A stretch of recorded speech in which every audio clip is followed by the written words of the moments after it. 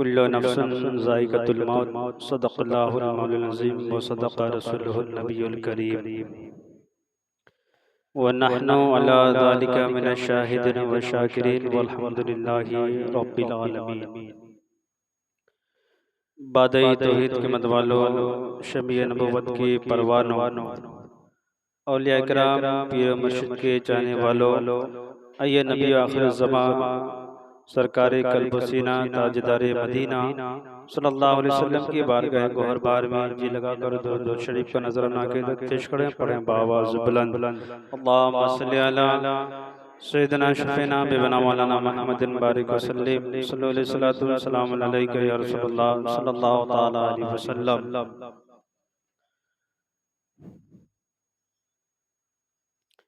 क्या भरोसा जिंदगानी का, आदमी बुलबुला है पानी का। उशाक अपनी मौत की परवाह नहीं करते, उशाक अपनी मौत की परवाह नहीं करते, खुदा से डरने वाला हरगिज़ मौत से डरा नहीं करते। जागना है जाग ले अफलाक के साए तले, जागना है जाग ले अफलाक के साए तले, हश्र तक सोना पड़ेगा खाक के साए तले।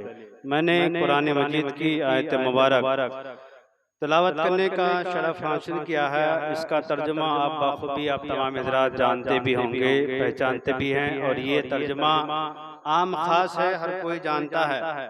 कुल्लु नफ्सिन ज़ाइक़तुल मौत, हर नफ्स को मौत का मज़ा चिखना है। दरअसल में इंसान क्या चीज़ है, इंसान की जो हकीकत है वो क्या है, और इसे मौत इसके ऊपर क्यों आती है। और इंसान की वजूद दरअसल में खून का लोथड़ा है, जिसकी हम जिसे किसी इंसान को कह देते हैं कि तुम्हारी औकात क्या है। इंसान की जो दरअसल में औकात है वो खून का लोथड़ा है, और उसकी जब इंसान का वजूद तय होता है तो सबसे पहले आलम अरबा में उसकी रूह को तैयार किया जाता है, जिसमें बाद में बनता है। रूह पहले तैयार होती है। आप किसी इंसान को देखिएगा, किसी से ज्यादा लगाव है, किसी से बहुत ज्यादा मोहब्बत है, किसी से बगावत है, किसी से दूरी बनाई हुई है। तो इसी तरीके से जब रूह को पैदा किया गया था आलम अरबाह में, तो हसारे रूह को इकट्ठा कर दिया गया था। जिसके करीब में जिसकी रूह करीब थी उससे ज्यादा मोहब्बत पाई जाती है, उससे ज्यादा दिलचस्पी और उससे मोहब्बत करने का चाशनी पैदा होता है। और उस वक्त रूह को बता दिया गया कि तेरी पहली मंजिल यही है कि आलम अरबा में रखा गया, तुझे यहाँ पैदा किया गया है, और ये नस्ल ब नस्ल हजरत आदम से चलेगी। हजरत आदम की पुश्त में डाला जाएगा, इस पुश्त से करोड़ों खरबों रूहों को पैदा किया जाएगा, और सारे के सारे रूह हजरत आदम अलैहिस्सलाम की पुश्त में डाल दी गई। वहीं से इंसान का वजूद शुरू हुआ और इंसान की हकीकत बनना शुरू हो गया।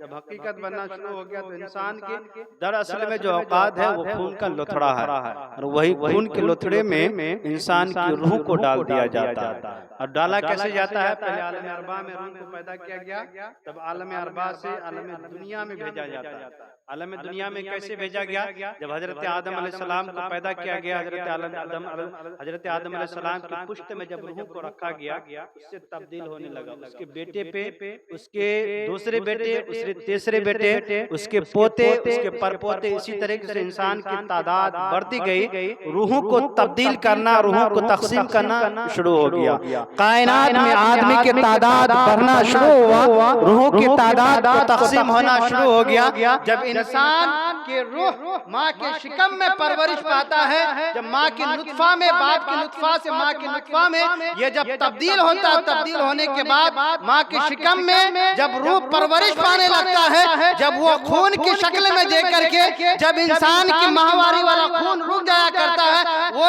मलकुल मौत जिसे इजराइल कहते हैं, फरमाया गया कि उसे इंसानी शक्ल दो। रब का हुक्म होता है इसे इंसानी शक्ल दो। इंसानी शक्ल देने के बाद 3 महीना 10 दिन के बाद उसी में रूह डाली जाती है, और वो रूह डालने के बाद उसमें जान पैदा की जाती है। वो जिस्मानियत हरकत देने लगती है। हरकत देने के बाद धीरे धीरे उसकी वजूद बढ़ना शुरू हो जाता है। जब उसकी वजूद बढ़ना शुरू हो जाता है, वो माँ की पेट में जब परवरिश पाना शुरू हो जाता है, तो ये मौरखीन लिखते हैं और बुजुर्गान दीन लिखते हैं कि उससे पूछा गया, बताओ तुझे कौन सी दुनिया अच्छी लगी? आलम अरबा में अच्छा लगा, या आलम दुनिया में अच्छा लगा, या आलम बरज़ख अच्छा लगा, या माँ के शिकम अच्छा लगा? तो रूह कहने लगता है कि मुझे यहीं पे रहने दो, मुझे यहीं पे रहने दो। जब माँ के शिकम में रूह को रखा जाता है, रूह कहने लगता है मुझे यहीं पे रहने दो। अब अंदाजा लगा सकते हैं कि माँ के शिकम बहुत बड़ा नहीं है, बहुत छोटा सा है। उसमें इंसान की रूह यही कहता है मुझे अच्छी जगह है, मेरे लिए बेहतरीन जगह है, इस जगह पे रखा जाए, इससे आगे ना बढ़ाया जाए। इसलिए कि वो आलम अरबा में रखने के बाद माँ के शिकम में जब तब्दील होता है, तब्दील होने के बाद जब रूह को रखा गया, रूह को रखने के बाद जब शिकम में परवरिश पाने लगा, परवरिश पाने के बाद रूह जब बढ़ने लगे, वो बच्चे के जब जिस्म बढ़ने शुरू हो गया, जब आलमे दुनिया में उसे भेजा जाता है, तो इंसान की वजूद रोना शुरू कर देता है। मौरखीन लिखते हैं कि उसे आलम अरबा में पैदा किया गया, रूह नहीं रोया। माँ के शिकम में रखा गया, रूह नहीं रोया। माँ के शिकम से जब बच्चा बाहर निकला वजूद के साथ, तो रोने लगा। इसकी क्या वजह है? फरमाने लगा, मौरखीन लिखते हैं, बुजुर्गान दीन लिखते हैं कि रोने की इसकी वजह यही थी, अपने आने वाली जिंदगी पे वो शख्स बच्चा रोने लगा। मैंने अगर आलम अरबा में पैदा किया गया रूह को रखने के बाद माँ के शिकम में रखा गया, तब भी तकलीफ नहीं थी। कहता मुझे रखा जाए, उसी जगह रखा जाए। अब इंसान को दुनिया में भेजा गया, भेजने के बाद इंसान रोने लगा। बल्कि इतनी बड़ी दुनिया है, इतनी बड़ी दुनिया है जिसे इंसान अगर रहे खुशहाली के साथ, जब इंसान परवान चढ़ने लगता है, बच्चा होशियार होने लगता है, फिर इस दुनिया को खोता नहीं है। पैदा हुआ था, बच्चा रोने लगा था। इसकी वजह यही थी कि इंसान को सुकून माँ के शिकम में था। अब ये जब पैदा हो गया, बचपने में से सुकून नहीं मिला करता। जब बच्चा होशियार होता है, अकल फहम इदराक बढ़ने लगता है, इसकी समझ बूझ बढ़ने लगता है, इंसान जब जवान की दहलीज पे चढ़ता है, दुनिया की रंगीनियों में खो जाता है, तो इंसान फिर दुनिया को छोड़ना नहीं चाहता। कोई है ऐसा कि इंसान दुनिया को छोड़ना चाहे? और कुरान दहले ऐलान ये कर दिया, कुल्लु नफ्सिन ज़ाइक़तुल मौत, हर नफ्स को मौत का मजा चिखना है। कोई इंसान नहीं चाहता है कि हम मर जाएं, कोई इंसान की ये सोच ही नहीं कि मर जाए। मगर मौत दरअसल में हकीकत ये है, इसे काफिर भी इनकार नहीं कर सकता, न मुश्रिक इनकार कर सकता है। यानी कि हर वो तबका का लोग जानता है कि इंसान पैदा हुआ जो चीज उसे बरहक उसे मरना ही मरना, इस बात का यकीन रखता है हर कोई। मगर इस्लाम ही में नहीं, हर धर्म का यही सोच है और यही फिक्र है कि जो चीज पैदा की गई है उस चीज को मरना ही मरना। मगर इंसान जब पैदा हुआ, इंसान जब दुनिया में खो गया, खोने के बाद जब इंसान जब मौत के वक्त करीब आता है, इंसान जब बुढ़ापा के वक्त करीब आता है, इंसान जब कब्र के करीब आता है, इंसान का सीना दहलने लगता है। मौरखीन कहते हैं कि लोगों, आपको आलम अरबा में रखा गया, माँ के शिकम में रखा गया, कोई तकलीफ नहीं। जब दुनिया में रखा गया, दुनिया में खो गए, तो आपको हसीन लगने लगा दुनिया, इसे खोना नहीं चाहते हो। अब बताओ, माँ का शिकम छोटा था, कब्र इतनी जसामत है जितनी आपकी जिस्मानियत रखा जाता है। कब्र इतना लंबा चौड़ा है जितना आपकी जिस्मानियत लंबा चौड़ा है, आपके कब्र में रखा जाएगा। बताओ तकलीफ क्यों है? हजरत उमर फारूक रज़ी अल्लाह ताला अन्हु फरमाते हैं, इंसान की कब्र उतना ही खोदा जाए जितनी उसकी जसामत हो, यानी लंबाई चौड़ा जितनी है, उतना कब्र को नहीं खोदा जाए कि इंसान ये सोचे कि इंसान करबट लेने के लायक खोदा जाए। फरमाए हज़रत उमर फारूक फरमाते हैं कि यहाँ दुनिया में इंसान अगर अमाल मजबूत रखेंगे तो इंशाअल्लाह कब्र में उसके अमाल जरूर वहाँ पे काम आ जाएगा। कब्र उसे साथ नहीं देगी, जमीन की चौड़ाई साथ नहीं देगी। इसलिए कि इंसान आलम अरबा में पैदा करने के बाद आलम बरज़ख में अब डाला जा रहा है, यानी कि कब्र में डाला जा रहा है। कब्र में डालने के बाद इंसान तड़पने लगता है, इंसान की खौफ बढ़ जाया करती कि कि मुझे किस तरह से कब्र में दिन गुजारा होगा। मगर मौरखीन लिखते हैं, नबी फरमाते हैं कि मोमिनो, अगर तुम्हारी रूह तरोताजा है यानी ईमान से भरपूर है, ईमान के साथ अगर दुनिया से आपने रुस्तगी कर ली है, दुनिया से रवानगी कर ली है, तो इंसान तुम्हारे लिए ये दुनिया तुम्हारे लिए जन्नत का गड़गड़ा नजर आएगा, मगर जो कब्र में तुझे रखा जाएगा तो जन्नत से भी चौड़ी चौड़ी नजर आएगा।